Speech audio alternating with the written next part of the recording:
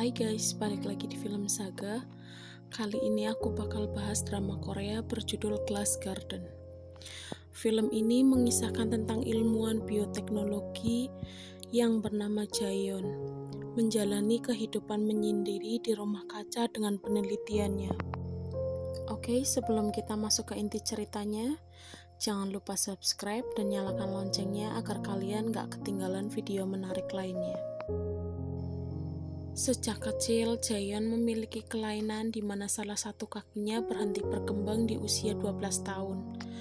Meski dengan kekurangan tersebut, kemampuan otaknya tidaklah diragukan. Hal itu terbukti ketika dirinya menjadi seorang peneliti bioteknologi yang meneliti sebuah teknologi sel darah hijau, di mana suatu proses yang memungkinkan fotosintesis terhadap manusia. Jaeyeon juga menjalin cinta dengan Profesor Jung yang merupakan kepala labnya. Suatu hari saat Jaeyeon mengajak sang profesor ke rumah kaca milik ayahnya yang terbengkalai, sang profesor mendapat telepon untuk segera menyelesaikan proyek penelitiannya tentang energi alternatif.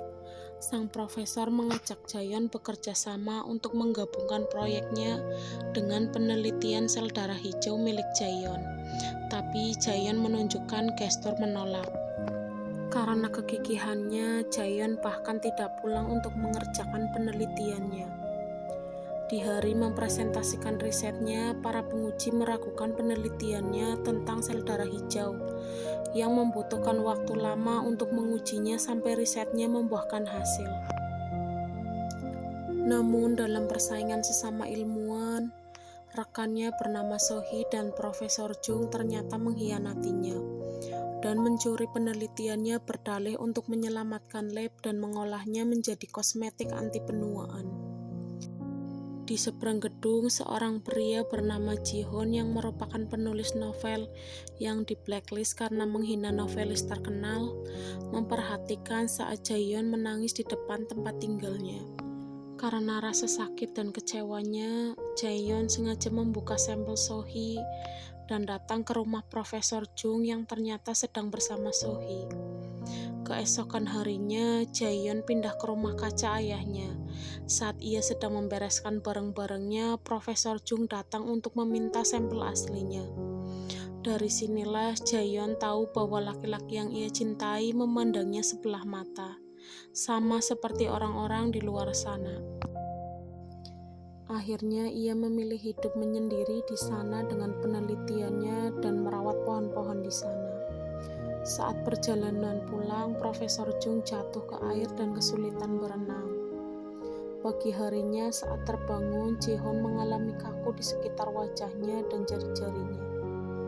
Karena bukunya yang dikembalikan, Ji-hoon akhirnya mencari pekerjaan lain. Kini ia juga menempati tempat tinggal Jaeyeon. Saat sedang terbaring, ia melihat dinding yang mengelupas dan menariknya. Ia melihat sebuah gambar pohon berisi tulisan Jaeyeon. Dia pun mencari di mana Jaeyeon tinggal dan menemukannya di rumah kaca pinggir hutan. Dia memberikan surat tagihan. Awalnya Jaeyeon acuh. Namun saat Ji-hoon membacakan tulisan di dinding kamarnya, Jaeyeon menyuruhnya menaruh di depan pintu. Keesokan harinya, Ji-hoon kembali datang. Kali ini Jaeyeon membiarkannya membantunya membangun temboknya yang roboh sampai larut. Malam harinya, Ji-hoon mulai terinspirasi dengan kisah hidup Jaeyeon dan kembali menulis novel berjudul Taman Kaca. Setelah itu, ia kembali pergi ke rumah kaca tersebut. Di sana, ia melihat seorang berada di kursi roda dan dimasukkan ke ruang rahasia oleh Jaeyeon. Pagi harinya, Ji-hoon terbangun karena tertidur di bawah pohon belakang rumah kaca. Saat ia bangun, ia melihat Jaeyeon pergi. Ia mengintip ke ruang rahasia dan mengambil buku agenda Jaeyeon dan membawanya pulang. Sesampainya di rumah, ia kembali melanjutkan novelnya, menceritakan pertemuan pertama Jaeyeon dengan Profesor Jung. Bahkan ia mendapat respon positif tentang novelnya kali ini. Ji-hoon juga pindah ke tempat yang lebih dekat dengan rumah kaca Jaeyeon. Keesokan harinya, ia kembali datang memotret dan mengamati Jaeyeon secara diam-diam. Tapi aksinya itu akhirnya ketahuan dan membuat Jaeyeon menanyakan alasan Ji-hoon mengamatinya. Saat sedang berbincang-bincang, suara tembakan terdengar dari luar membuat mereka segera keluar. Di sana mereka menemukan seekor burung yang tertembak. Jaeyeon segera membawanya masuk dan menyuntikkan darah hijau pada burung tersebut. Di kamarnya, Ji-hoon kembali menuliskan kisah Jaeyeon yang hidup bahagia meski ternyata Profesor Jung hanya simpati. Tapi wanita itu tetap mencintainya. Bahkan karena kesuksesan novelnya, kepala penerbit pun datang menemuinya dan melakukan perjanjian tentang hasil karyanya. Setelah mengirimkan pesan, si Bibi bertanya kepada Jaeyeon tentang laki-laki yang sering berkeliaran di sekitar rumahnya dan mengambil beberapa foto. Bibi tersebut juga berkata pria itu menginap di sekitar sana. Jaeyeon yang penasaran masuk ke kamar Ji-hoon. Ia melihat agenda, foto, kertas penelitiannya ada di sana sebagai inspirasi sang novelis. Di sisi lain, Ji-hoon yang penasaran siapa lelaki yang Jaeyeon sembunyikan masuk ke tempat rahasia. Tak lama Jaeyeon datang dan membawa agendanya. Ji-hoon yang tak ingin salah paham menjelaskan alasannya menulis karena terinspirasi padanya. Jaeyeon juga menanyakan kenapa dirinya tidak pincang dalam ceritanya.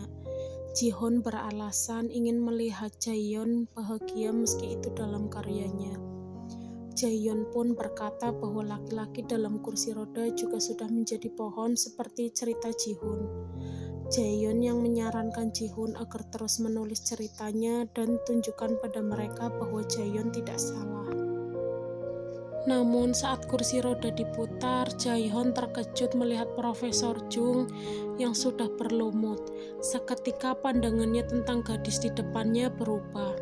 Ia menganggap apa yang dilakukan Jaeyeon sungguh gila. Tapi Jaeyeon membantah. Bahkan ia juga menyuntikkan sel darah hijau itu ke tangannya untuk membuktikan pada Ji-hoon.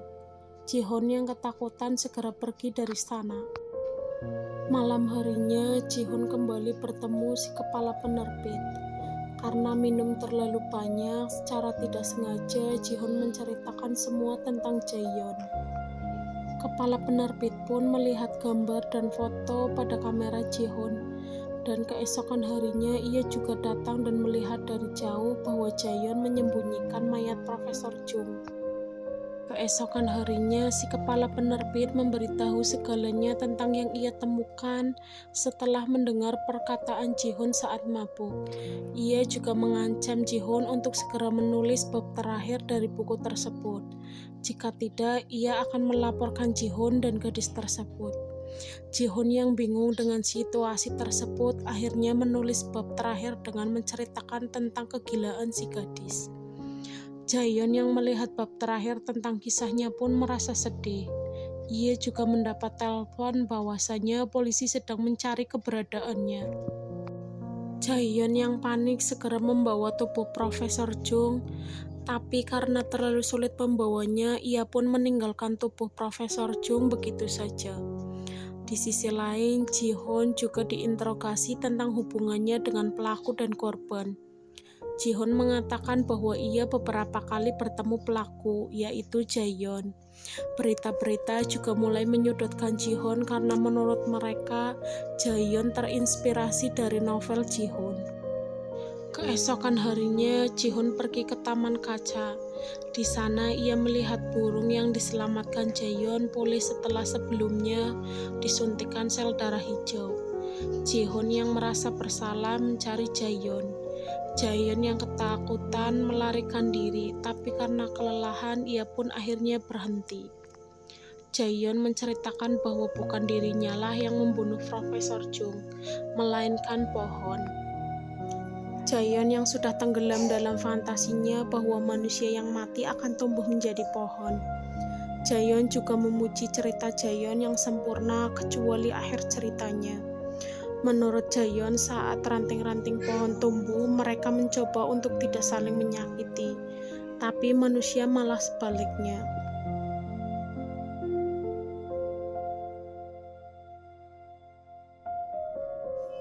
Jihoon pun meminta maaf dan mengajaknya ke rumah sakit dan berjanji akan merubah akhir ceritanya demi Jaeyeon. Tapi semuanya sudah terlambat. Bekas suntikan sel darah hijau di tangan Jaeyeon sudah mulai tumbuh dan Jaeyeon memilih pergi ke dalam hutan. Jihoon yang sedih hanya bisa melihat Jaeyeon yang mulai menjauh ke dalam hutan.